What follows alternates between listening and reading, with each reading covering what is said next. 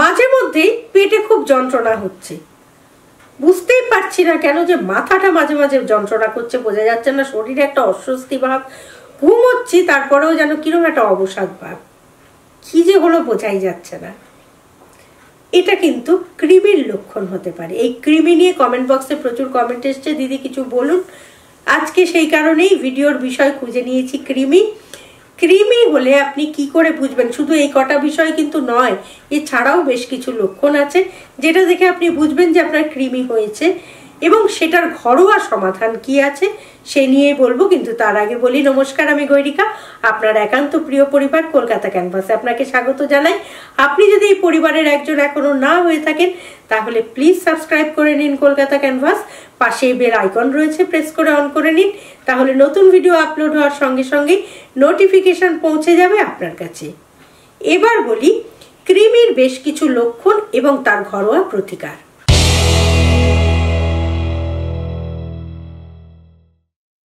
প্রথমে বলে নিই যে আপনার যে কৃমি হয়েছে বা কৃমি হওয়ার লক্ষণ কি করে বুঝবেন আপনার কৃমি হয়েছে। দেখবেন আপনার মিষ্টি জাতীয় খাদ্য হয়তো খুব একটা খেতে আপনি ইচ্ছে করে না আপনার, কিন্তু একটা হঠাৎ করে যেন মিষ্টি খাওয়ার খুব ইচ্ছে জাগছে, প্রায় মনে হচ্ছে একটু মিষ্টি খাই, বা রোজ মিষ্টি খাচ্ছেন, এটাও যদি দেখেন তাহলে কিন্তু বুঝতে হবে যে আপনার কৃমি হলেও হতে পারে। সেই সঙ্গে আপনি যখন ঘুমোচ্ছেন দেখবেন মুখ দিয়ে অনেকেরই না লালা পড়ে ঘুমের সময়, এটা কিন্তু কৃমির একটা লক্ষণ।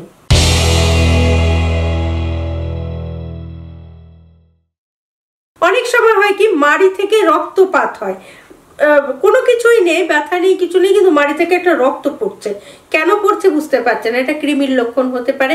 অকারণে আপনার ক্লান্তি লাগছে, প্রথমেই যেটা বললাম যে ঘুমোচ্ছেন পর্যাপ্ত তারপরেও যেন একটা অবসাদ লাগছে, ক্লান্তির ছাপ, এই জিনিসটা কিন্তু কৃমির থেকে হতে পারে।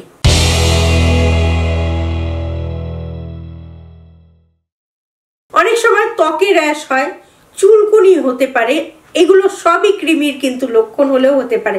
র্যাশ আপনি হয়তো ভাবছেন যে কি জানি স্কিন ডিজিজ হয়তো, বা চুলকুনি হয়েছে, এটা নিশ্চয়ই সেরে যাবে, আপনি চুলকুনির কোনো ব্যবস্থা নিলেন, কিন্তু এটা কিন্তু কৃমির লক্ষণও হতে পারে। সেই সঙ্গে হাত পা ব্যথা হতে পারে, গা হাত পা ব্যথা হতে পারে, খিদে ঠিক মতো নেই, এটা হতে পারে। এই কৃমির সমস্যা যদি বাড়ে তাহলে কিন্তু রক্তাল্পতা হতে পারে, আয়রন ডেফিসিয়েন্সি বাড়তে পারে, যার দরুন আপনার এই আয়রন ডেফিসিয়েন্সি বাড়তে বাড়তে একটা সময় কিন্তু অ্যানিমিয়াতে পরিণত হতে পারে। শুধু তাই নয়, আপনার স্মৃতিভ্রম পর্যন্ত হতে পারে। একাধিক গবেষণায় দেখা গিয়েছে 85% মানুষের পেটেই কিন্তু কৃমি থাকে, আর এই কৃমির পরিমাণটা যখনই বাড়ে তখন এই লক্ষণগুলো দেখা যায়, যেগুলো আমি এতক্ষণ ধরে বললাম, এই লক্ষণগুলো কিন্তু দেখা যায় তখনই। সেক্ষেত্রে আপনি কি করবেন, কৃমি আপনি আটকাতেই পারেন বা কৃমির সমস্যা দূর করতেই পারেন। খুব সহজ পদ্ধতি, সেটা হচ্ছে কিছু খাদ্যাভ্যাসের পরিবর্তন করতে হবে বা নিয়ন্ত্রণ করতে হবে আপনার স্বাস্থ্যটাকে, তাহলেই কিন্তু আপনি কৃমির সমস্যা সহজেই সমাধান করতে পারবেন। কিভাবে ঘরোয়া পদ্ধতিতে করবেন এবার সেটা বলি।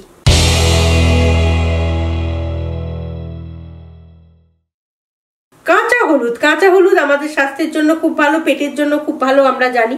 প্রতিদিন সকালবেলা যদি একটু কাঁচা হলুদ খেতে পারেন চিবিয়ে ভালো করে, তারপরে জল খেয়ে নিলেন, তাহলে কিন্তু এই কৃমির সমস্যা অনায়াসেই দূর করা যায়। তার কারণ কাঁচা হলুদ হচ্ছে অ্যান্টিবায়োটিকের কাজ করে, সেই জন্য কৃমির সমস্যাটা কিন্তু থাকবে না।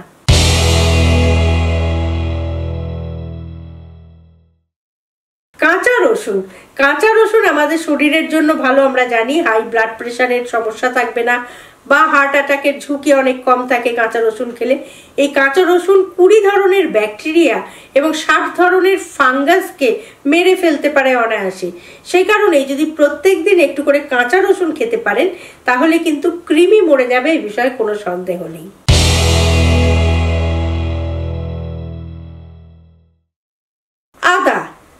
আদা যে কোনো রকম হজমের সমস্যার সমাধান করতে পারে, আমরা জানি। হজমের সমস্যা বলুন, পেটের কোনো সমস্যা বলুন, নানা রকম ইনফেকশন পেটে যে হয় সেটার সমস্যা বলুন, এই ধরনের নানা রকম সমস্যার সমাধান করতে পারে আদা। সে কারণে প্রত্যেকদিন যদি আপনি আদার রস খেতে পারেন তাহলে কিন্তু কৃমির সমস্যাও অনায়াসেই সমাধান হতে পারে।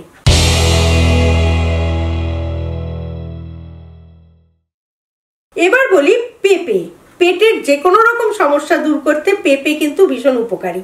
পেঁপের বীজ বিশেষ করে কৃমির সমস্যা দূর করার জন্য খুব উপকারী। পেঁপের বীজগুলো যে রয়েছে তার সঙ্গে একটু মধু মিশিয়ে যদি খেতে পারেন তাহলেও কিন্তু কৃমি দূর হবে।